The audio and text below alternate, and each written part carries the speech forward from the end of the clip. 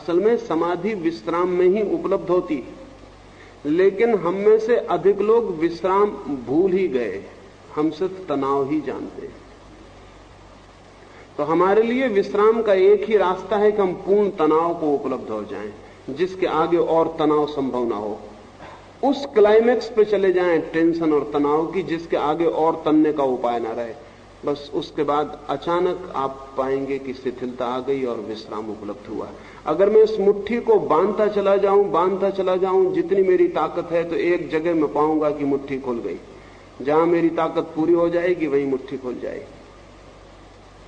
समाधि तो विश्राम में ही उपलब्ध होगी, लेकिन विश्राम में जाने के लिए आपको पूरे तनाव से गुजरना पड़ेगा। तनाव हमारी आदत है। जैसे कि कोई आदमी रुक ना सकता हो तो उसे दौड़ाना पड़े, और वो दौड़ के थक जाए और फिर रुकने के सिवाय कोई उपाय ना रहे और वो रुक जाए।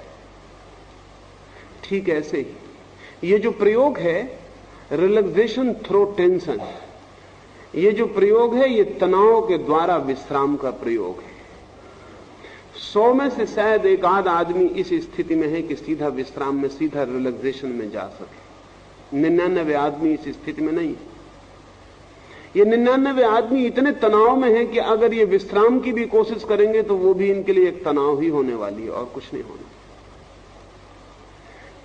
समझ लें कि एक आदमी को रात नींद नहीं आ रही है, उसके पास दो उपाय।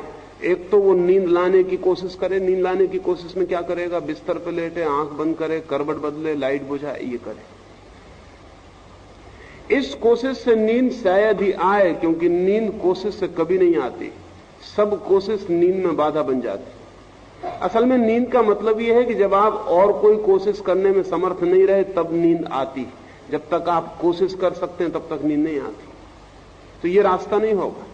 अगर एक आदमी को नींद नहीं आ रही तो बेहतर है कि 4 मील का चक्कर लगा आए दौड़ के, तनाव पूरा दे दे, इतना थक जाए कि कोशिश करने के लायक भी उपाय न रहे।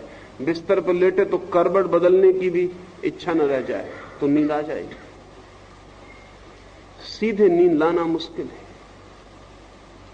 नींद के लाने का परोक्ष रास्ता है, इनडायरेक्ट, और वो है थक जाना। तो ये जो ध्यान के पहले 3 चरण हैं वो तनाव के, और चौथा जो चरण है वो विश्राम का है। इसलिए मैं कहता हूं कि जो 3 में पूरी तरह दौड़ेगा और पूरी तरह थक जाएगा वो चौथे को गहराई में उपलब्ध होगा। जो 3 में कंजूसी कर जाएंगे चौथे चरण में वे इतने थके नहीं होंगे कि विश्राम को उपलब्ध हो सके। इसलिए 3 में अपने को पूरी तरह थका ही डालना है।